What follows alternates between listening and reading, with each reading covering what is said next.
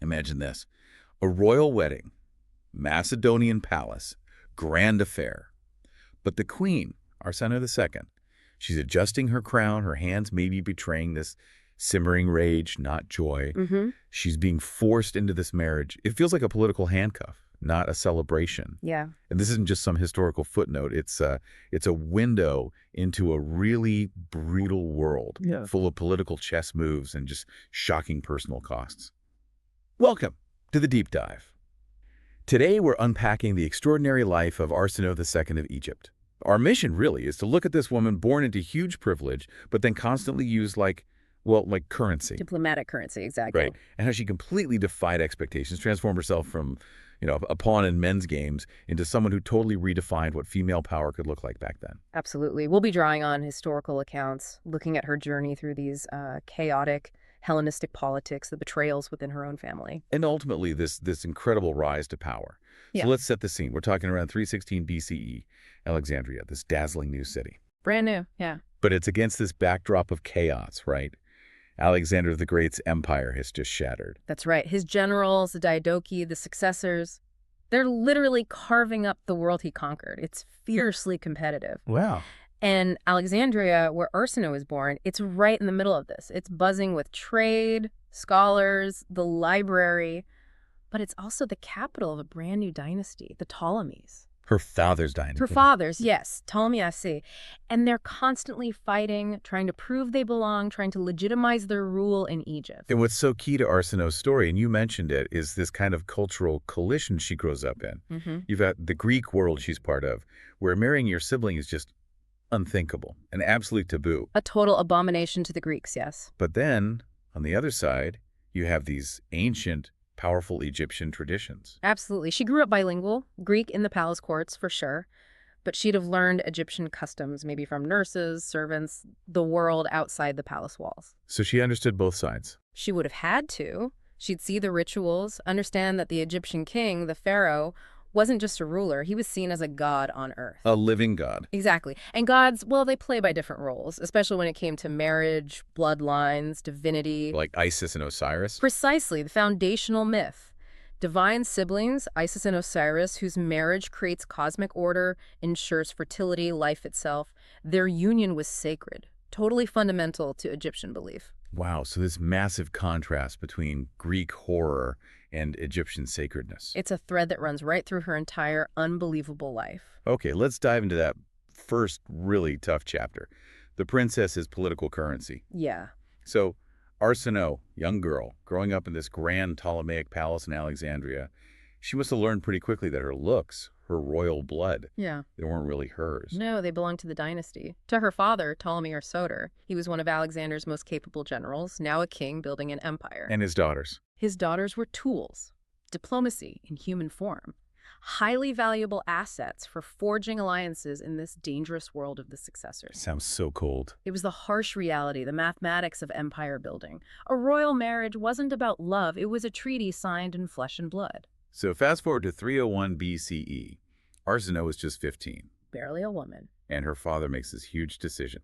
He marries her off to the Lysimachus, the king of Thrace. And Lysimachus is, well, he's not young. No, he's 55. A grizzled old warrior who had fought with Alexander himself. Scarred veteran. Must have been terrifying for her, old enough to be her grandfather. Absolutely. This wasn't romance. It was pure strategy. Entirely. Ptolemy needed to secure his eastern borders, protect Egypt from rivals. Lysimachus needed the legitimacy and maybe the wealth that came with a Ptolemaic princess. It was a military and political merger. And the wedding itself. In Sardis? Oh, reportedly spectacular. All the Hellenistic pomp and circumstance. Nobles, poets, musicians, lavish feasts. And Arsinoe. Arsinoe, probably dressed in the finest linens, maybe Tyrian purple, gold diadem, looking every bit the composed princess. But you have to imagine, behind those eyes, she was probably hiding a lot of fear and maybe already calculating. Already learning the game? She had to be. This was her future laid bare. Bitter necessity mixed with perhaps a hint of opportunity if she could seize it. So she's thrust into the Thracian court, Queen of Thrace. What was that like? Treacherous. Lysimachus's kingdom was precarious, surrounded by enemies, Thracian tribes, other Diadochi like the Seleucids. Always pressure, always threats. So not a stable place. Not at all. And this is where Arsinoe really learned her first big lesson. Survival wasn't just about being beautiful or charming. It took sharp political instincts. Reading the room. Exactly. Knowing who held power, who was a threat, who could be an ally, when to speak, when to stay silent, when to act. She started cultivating allies, using her influence, maybe her Egyptian connections and wealth, patronizing philosophers, slowly building her own power base within that court. And that power base became even more important when she started having children. Absolutely critical. She had 3 sons with Lysimachus quite quickly, too. Ptolemy around 299 BCE, then Lysimachus Jr. in 297, and Philip in 294. Wow, 3 sons. That must have boosted her standing. Enormously. In that world, providing male heirs was paramount, but it also lit a fire under a simmering succession crisis. Ah, because Lysimachus already had a son. Yes, an older son, Agathocles, from a previous marriage. He was the presumed heir. Suddenly you have Arsinoe, this ambitious younger queen with 3 potential heirs. So conflict was inevitable. Pretty much.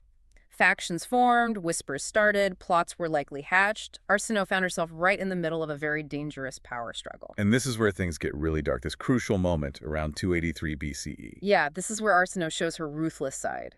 Lysimachus is old now, maybe 73. Frail. The succession question can't be ignored any longer. And Arsinoe makes her move. She orchestrates it. Agathocles, the older son, is suddenly arrested. The charge, treason. And was there real evidence? The sources are murky, maybe thin, maybe fabricated. But in the brutal calculus of Hellenistic courts, often just the accusation, backed by enough power, was sufficient. Yeah, Agathocles. He was executed on his own father's orders, reportedly pressured by Arsinoe and her faction. Wow, that's ruthless. It absolutely secured her own son's path to the throne, no question. It sent a chilling message. But the cost was huge. How so? It ripped the kingdom apart. Deep divisions, resentment. Many nobles saw Arsinoe as this manipulative foreign sorceress who'd poisoned the king's mind against his own son, like a Medea figure. So it weakened the kingdom internally. Profoundly. Made it incredibly vulnerable just when its external enemies were circling. And that vulnerability led to disaster. Tragically, yes. Just 2 years later, 281 BCE.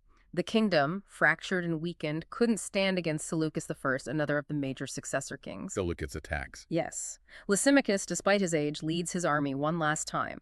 The Battle of Corypidium. Lysimachus is defeated and killed on the battlefield. So just like that, Arsinoe's world collapses. Completely. She's suddenly a widow, only 35 years old. Her sons are young boys, and Seleucus's victorial army is marching towards her. She has to flee. Instantly, she's a refugee queen. No army, no safe haven immediately obvious. Running for her life. But even then, you get the sense she was already thinking, planning her next move. Survival mode kicked in hard. It sounds utterly terrifying. A queen on the run with her children. Imagine that journey, sneaking away, maybe at night. Royal robes swapped for plain clothes. Her sons, princes one day, fugitives the next. The irony must have been crushing. She played the game, made brutal choices. Sacrificed Agathocles, endured suspicion for years. Right. And for what? To end up running for her life anyway? It's a bitter pill. The story takes another insane twist, doesn't it, as she's fleeing? Unbelievably, yes. Enter another player. Her own half-brother, Ptolemy Ceraunus. It's a thunderbolt. He'd been exiled from Egypt, right? Passed over by their father. Exactly. Living in Lysimachus' court, actually. After Lysimachus dies, Ceraunus sees his chance. He ambushes and murders Seleucus, like the guy who just defeated Lysimachus. Kills the victor. Murders him, and promptly seizes the throne of Macedonia for himself. Just like that. Utter ruthlessness. Wow. And then he turns his attention to Arsinoe. He does. He makes her an offer. Marriage. Marriage. Yeah. To the man who just murdered the guy who killed her husband. And who's her half-brother. It sounds insane, doesn't it? But Ceraunus couches it in terms of family reconciliation. Let's unite our claims. I'll protect you and your sons. I'll make them my heirs. Honeyed words. Did she believe him? Highly unlikely. Arsinoe was 40 by now. She'd seen betrayal up close. She must have known this was probably a trap. A desperate gamble. So why did she agree? What choice did she feel she had? She needed protection for herself and her sons. She needed security, maybe a path back to some kind of power or influence. It was a calculated risk, born of desperation. A terrible choice to have to make. And before she goes through with it, she makes one incredibly smart, maybe motherly decision. She sends her eldest son, Ptolemy, away, secretly, to allies, far away in Illyria. Hedging her bets. Exactly. A mother's instinct, maybe? Yeah. Born from bitter experience, hoping that if the worst happened, at least one son might survive. And the worst did happen. Swiftly. Horrifically fast. The wedding takes place in Pella, the Macedonian capital. Supposedly a grand affair. Cyrannus trying to legitimize his rule. Up to the honeymoon. Lasted hours, if that. On their wedding night, Cyrannus showed his true colors. He had his soldiers seize Arsinoe's 2 younger sons. No. Lysimachus, the namesake, and maybe 15 years old. Philip, just 12. What did he do? They were dragged out and murdered. Right there. In front of her. Oh, my God. The sources say her screams echoed through the palace. It's almost impossible to comprehend that level of betrayal and brutality. To witness your own children murdered by your new husband, your own brother, how does someone even process that, let alone survive politically? It suggests a resilience that's almost inhuman. Or maybe a hardening, a walling off of emotion just to function. Survival becomes everything. Maybe revenge, too. A chilling thought. Yeah. Would you lose of yourself to survive things like that? Definitely. But even in that absolute nightmare of grief, Arsinoe wasn't broken. Not completely. She immediately started planning her escape. Right after witnessing that. Incredible, isn't it? Shows her capacity for survival. She used loyal servants, maybe a prearranged network. Disguised herself as a servant, used a decoy to confuse Cyrannus's men. Slipped away in the dead of night. While being hunted. Oh, yes. Cyrannus's soldiers were looking for her. It was a terrifying flight. Narrow escapes, hiding, constant danger. Like something out of a thriller novel. A queen disguised, on the run. The risks must have been immense. Huge. She's a known face, traveling through hostile territory, probably on foot or maybe a hidden cart, relying on just a few loyal people. One wrong move, one recognition, and she's dead. It speaks volumes about her own cunning and maybe the loyalty she could inspire. Or the fear she instilled in her enemies. But yes, resourcefulness and sheer will to live. And somehow she made it. She did. She reached the sacred island sanctuary of Samothrace, found refuge there among the priests. She'd survived again. But the cost? Unimaginable. Her sons murdered, her status gone, a refugee. She's escaped Cyrannus's trap, but she's got nothing. No kingdom, no crown, no children left with her. Just her life, her intelligence, and probably a burning desire for something more. Even then, as a refugee on a sacred island, you can bet she was already plotting her next move, her final act. So from Samothrace, this island sanctuary, where does she go? She makes her way back. Another dangerous journey, likely still in disguise, back to where it all began, Alexandria, Egypt. Back home. But things have changed. Her father's gone. Right. Her younger, full brother, Ptolemy II Philadelphus, is now pharaoh. He's about 36. She's 41. Must have been an awkward reunion. Deeply awkward, you'd imagine. Decades of separation, different life paths, probably layers of suspicion, maybe old rivalries. She arrives not as a triumphant queen, but as a refugee, scarred by horrific tragedy. What did she want? Just safety? Arsinoe, just safety, unlikely. She sought sanctuary, yes, but she surely wanted a role. Something worthy of her ambition, her experience, her royal blood. She wasn't the type to retire quietly. And the solution they land on is... Yeah. Well, it's radical. Shocking, really, especially to Greek sensibilities. Ptolemy II divorces his current wife, who, confusingly, was also named Arsinoe I. Okay, wait. He divorces Arsinoe I. You marry Arsinoe II, his own full sister. Wow, okay. That breaks all the Greek rules. Completely unprecedented for the Ptolemies up to that point. Remember the Greek taboo against sibling marriage we talked about? This flew right in the face of it. Yeah, and this is the brilliant part, maybe. It aligned perfectly with ancient Egyptian tradition. Exactly. This is where she, or they, played the Egyptian card masterfully. For thousands of years, pharaohs had sometimes married sisters or half-sisters. It wasn't incest. It was divine emulation. Following the Isis and Osiris model. Precisely. Their union was sacred, creating order, ensuring the purity of the divine bloodline. So, by marrying his sister, Ptolemy II wasn't just doing something shocking. He was tapping into this incredibly powerful ancient source of pharaonic legitimacy. Setting his dynasty apart, making it truly Egyptian in a way. A masterstroke of political and religious propaganda. So they get married. In Memphis, the old capital. Yes, deliberately emphasizing the connection to ancient Egypt. Arsinoe, now 41, stands beside her younger brother, maybe 26 or so at this point, both wearing the double crown of Upper and Lower Egypt. And then they get a title? They become the Theoi Philadelphoi, the sibling-loving gods, ruling together like living embodiments of Isis and Osiris. It transforms a Greek taboo into divine right. Instantly grants them unparalleled legitimacy in the eyes of their Egyptian subjects, and probably baffles their Greek rivals. And Arsinoe wasn't just a ceremonial wife, was she? She brought real experience to the table. No, absolutely not ceremonial. She brought decades of hard-won political savvy experience from treacherous courts like Lysimachus's. She became invaluable to Ptolemy II, especially in foreign policy. Is that where the story with the First Syrian War comes in? Yes, around 274 BCE, Egypt is at war with the Seleucid Empire. Ptolemy II apparently hesitated at a key moment. The sources credit Arsinoe with giving decisive counsel. What did you say? Something like, strike now while he bleeds. Sharp, ruthless advice born from understanding weakness and opportunity. And it worked. It seems her strategic input was crucial. Egypt had significant victories, securing territory. She wasn't just influencing, she was helping direct policy at the highest level. She really earned her place as a co-ruler. A genuine co-ruler. That's huge. It really was. She reformed the royal household, became a major patron of arts and learning, especially the Great Library of Alexandria. Keeping Alexandria as this intellectual hub? Exactly. And crucially, she seems to have skillfully managed the dynastic situation. She integrated Ptolemy II's children from his first wife, Arsinoe I, into the new order. So no repeat of the Agathocles situation? Apparently not. She seems to have taught them, perhaps by her own example, that power wasn't just inherited. It had to be earned, managed, wielded effectively. She was setting a new standard for queens. Absolutely. She essentially created the template for what we call Ptolemaic queenship. Active, powerful female rulers, often deified, deeply involved in politics, religion, and administration. It was this unique fusion of Greek political skill and Egyptian divine authority. A fusion embodied in her own deification, right? Yeah. She established her own cult. While still alive, which was incredibly rare, almost unprecedented for a queen at that time.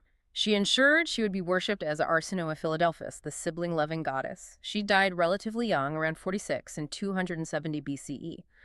But her legacy, this powerful image of the queen goddess, was cemented. So looking back at her whole life, it's just an incredible arc of transformation. Truly extraordinary. Starts as this political pawn, a diplomatic bride. Becomes a trophy wife in a dangerous court, then a victim of horrific betrayal, a refugee. But that she refuses to stay down. Through sheer grit, intelligence, ruthlessness when necessary, and this unbelievable will to survive, she claws her way back. And not just back, but to a position of power arguably greater than any Hellenistic queen before her. She became something new. A woman ruling on her own merits, crafting her own divinity. A goddess whose legacy reshaped the very idea of queenship for centuries to come. But we have to remember the cost, right? The immense cost. Her children, murdered before her eyes, years lived in fear and uncertainty, the compromises, the betrayal she endured and perhaps perpetrated. You have to wonder what it cost her, personally, emotionally. Did she become a goddess because being human wasn't enough to survive that world? That's a powerful way to put it. In that brutal arena, maybe transcending the merely human was the only path to security, to legacy, to power that could last. She didn't just endure, she reshaped the game and her own place in it. And that final irony, the sibling marriage, the very thing that was a Greek taboo, a potential source of scandal. She transforms it, leverages it, using Egyptian tradition into the bedrock of her ultimate power and divinity, literally forging the chains that might have bound her into a crown. Her influence lasted long after her death, didn't it? Yeah. Inspiring later queens. Absolutely. Figures like Cleopatra VII, the last Ptolemaic ruler, definitely operated within the powerful queen model that Arsinoe arguably pioneered. So as we wrap up thinking about Arsinoe's incredible journey, maybe a thought for you listening. What challenges in your own life, things that seem like insurmountable obstacles or even sources of victimization, might actually hold the potential with enough ingenuity and determination to be transformed? Maybe not into godhood. Probably not godhood. But perhaps into unexpected sources of strength, resilience, or even a lasting legacy